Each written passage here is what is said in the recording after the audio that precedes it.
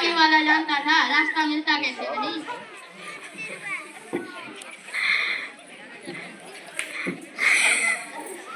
मैंने आपको तकलीफ तो नहीं दी? अरे नहीं साहब, जैसा मेरा काम वैसा आपका काम। लड़की की शादी तो करनी थी, बल्कि यूँ कहिए कि मैंने आपके लिए खासी परेशानी कर दी। यह तो मेरी बड़ी मेहरबानी है कि आप मेरे घर पधारे, नहीं तो मैं किस काबिल हूँ। और बताइए शंकर बाबू, कितने दिनों की छुट्टियां हैं? छुट्टियां तो में चला आया। आपके कोर्स खत्म होने में कितना साल हुआ? यही कोई साल 2 साल। साल 2 साल? जी 1 आध साल का मार्जिन रखता हूँ। क्या बताएं, इन लोगों को इसी उम्र में बीमारियां सताती हैं। एक हमारा जमाना था, स्कूल से आकर दर्जनों कचौड़ियां उड़ा जाते थे, फिर खाना खाने बैठते तो फिर वैसे की वैसे ही वो। जी हाँ, उस जमाने में कचौड़ी भी तो 1 पैसे की 2 मिलती थी। जनाब उस समय तो 4 पैसे की ढेर सी बलाई आती थी, अकेले 2 आने की हजम करने की ताकत थी। अकेले। और अब तो बहुत प्रकार के खेल वगैरह होते हैं स्कूल में।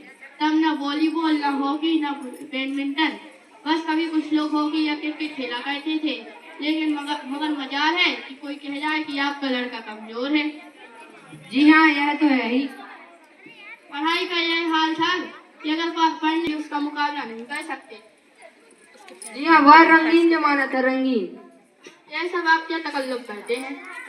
तकल्लुफ किस बात का? हम तो आपके सेवा की हैं। जी अभी हाजिर हुआ है मकान से हैसियत भी पूरी मालूम नहीं होती। पता चले लड़का के, पता चले लड़की कैसी है। और क्यों, क्या हुआ? कुछ नहीं। करके बैठते हो, ब्याह तय करने आए हो। हमारे तो सही कहते हैं, शंकर की बैकबोन। जी आपको बिलायती चाय पसंद है या हिंदुस्तानी? मुझे आधा दूध और आधी चाय पसंद है, उसमें चीनी जो ज्यादा डालिएगा।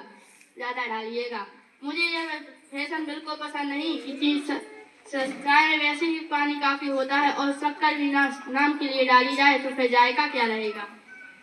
जी हाँ, यह तो है ही।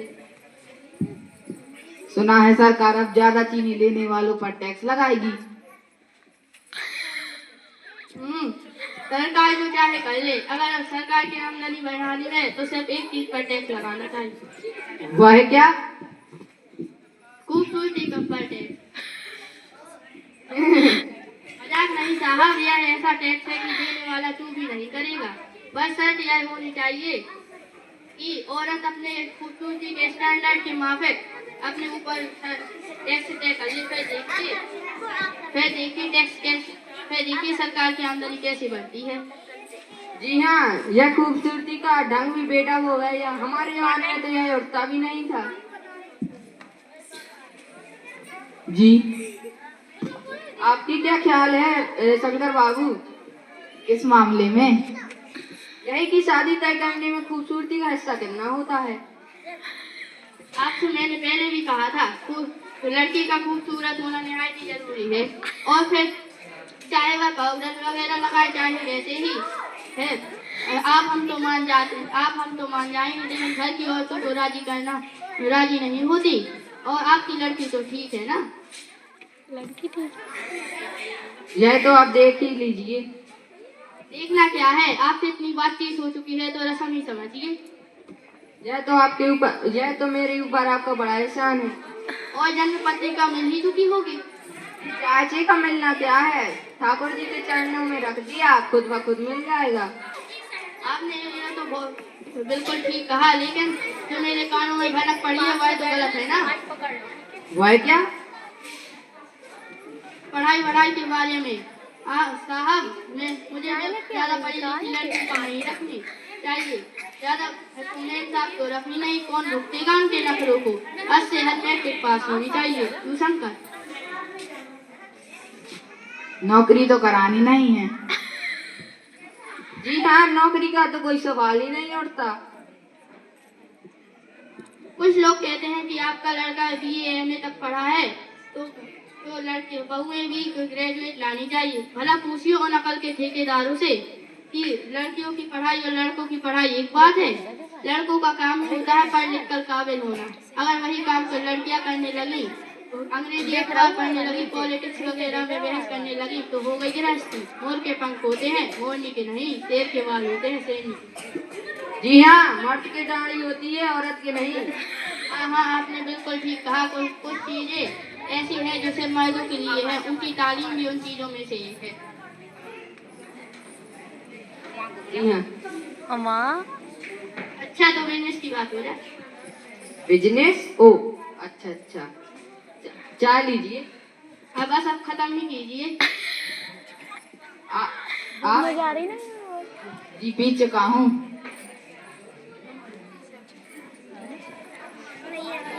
एक तो बज नहीं रही। आओ बेटी, जाओ बेटी। आपकी ही बेटी है। चश्मा कहाँ है? ले हमारे लगा चश्मा इधर रख दे। बदल मारो जब तक हां चश्मा? चश्मा? जी पिछले महीने इसकी आंखों में दुखनी आ गई थी, जिसके कारण कुछ दिनों के लिए इसकी आंखों में चश्मा लग गया है। पढ़ाई वढ़ाई से तो नहीं है कुछ? जी नहीं, ये तो मैंने अर्ज किया था। बैठो बेटी।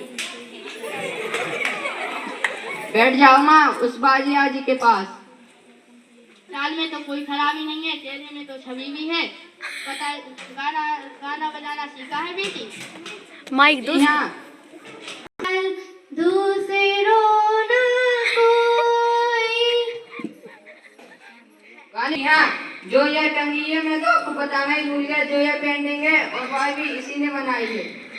अच्छा, और कुछ इनाम इनाम भी लीजिए हैं बेटी? जी हाँ। जरा उसे तुम खोलने दो। बोलो माँ। अब क्या बोलूं बाबूजी, जब कुर्सी मेज बिकती है तो दुकानदार भी कुर्सी मेज से कुछ नहीं पूछता, जितना कि ये मुझसे सवाल कर रहे हैं। उमा उमा, अब मुझे क्या लेने दीजिए बाबूजी।